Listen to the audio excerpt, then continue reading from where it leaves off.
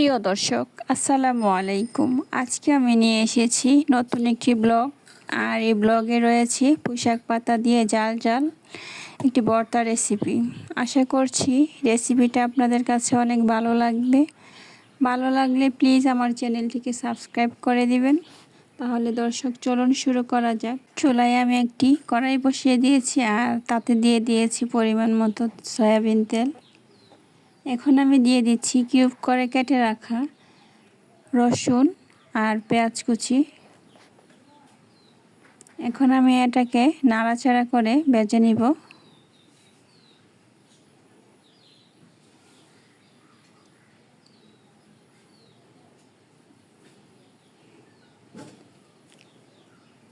কিছুক্ষণ ভাজার পরে আমি এখানে দিয়ে দিচ্ছি একটু লবণ আর একটু হলুদ। লবণটা এখানে অ্যাড করেছি যেন রসুনটা মচমচা হয়।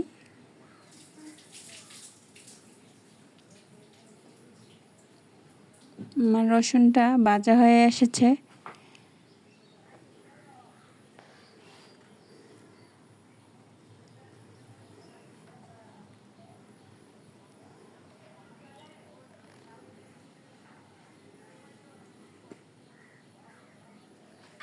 এখানে আমি দিয়ে দিচ্ছি 4টে চাপা শুটকি, যেগুলোকে আমি ভালোভাবে ধুয়ে পানি দিয়ে জাল করে ছাঁকনি দিয়ে ছেঁকে শুধু পানিটা দিয়ে দিয়েছি যেন কাঁটাটা না থাকে। কাঁটাটা থাকলে খেতে অনেক মজা হয় না। এখন আমি এখানে দিয়ে দিচ্ছি 1 চামচ হলুদের গুঁড়া, হাফ চা চামচ ধনিয়ার গুঁড়া, 1 চামচ লবণ আর 2 চামচ মরিচের গুঁড়া।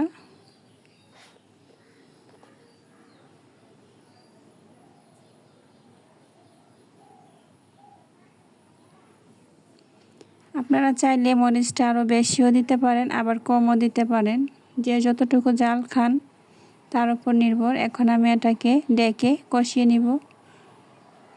এখন আমার মশলাটা কষা হয়ে গিয়েছে। এখন আমি এখানে দিয়ে দিব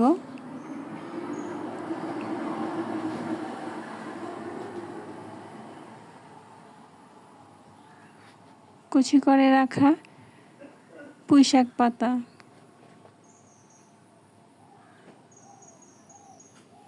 এখন আমি পুঁইশাক পাতাগুলোকে ভালোভাবে নেড়ে চেড়ে ভেজে নিব।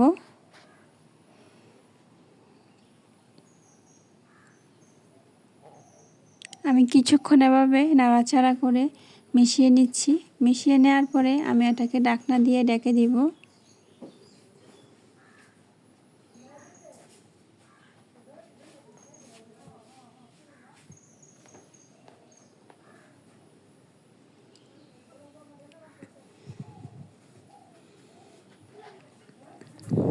আপনারা দেখতে পাচ্ছেন পুঁইশাক পাতা থেকে যে পানিটা বের হয়েছে, এটা দিয়েই ভর্তাটা তৈরি হয়ে যাবে। আমি এখানে আর কোনো আলাদা পানি অ্যাড করব না। এখন আমি আর এটাকে ঢেকেও দিব না।